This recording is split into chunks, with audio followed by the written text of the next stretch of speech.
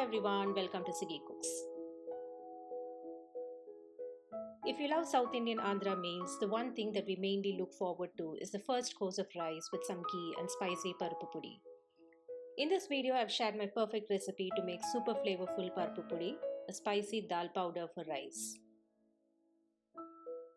Take 3/4 cup tur dal,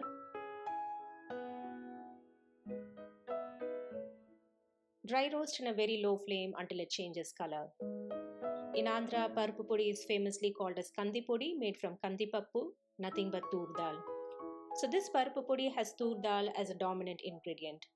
So along with tur dal, you can add any other dal as per your preference. After it's roasted well, take it out in a white plate, spread and allow to cool. In the same pan, add 1 teaspoon sesame oil, add half cup chana dal. Chana dal takes a little longer time to roast, so be patient and roast well in low flame. Take it aside and spread well.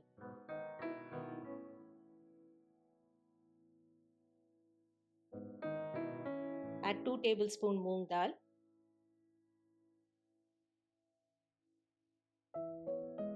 In low flame, dry roast until they change color. Take it aside.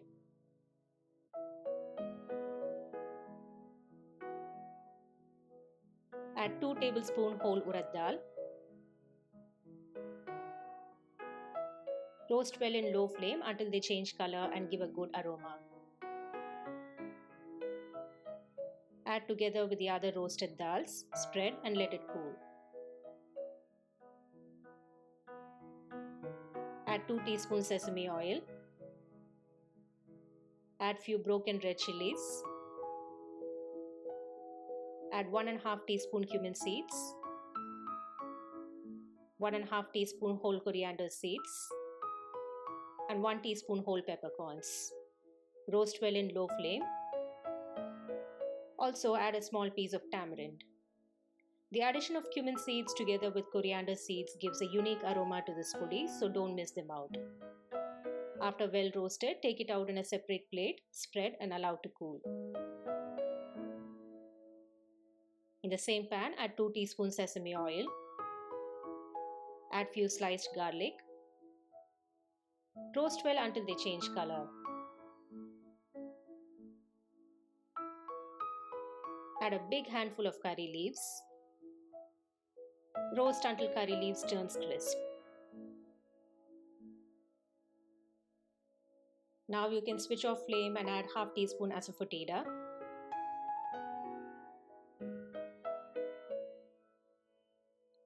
Also add required salt. It's important to roast hing and salt as well to remove any excess moisture, and this will extend the shelf life of this podi.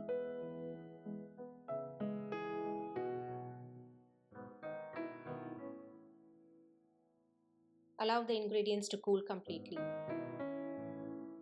The curry leaves will turn crisp and garlic will break easily. This is the sign that you have roasted them well. Now add the roasted dals and roasted spices in a mixer jar.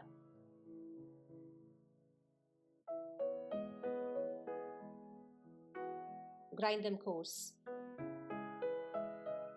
Next, add the roasted curry leaves and grind them in pulse mode.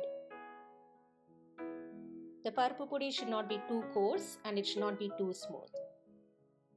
You can store this in an airtight container. You can also store this in the freezer section of your refrigerator and the aroma will stay fresh for a long time.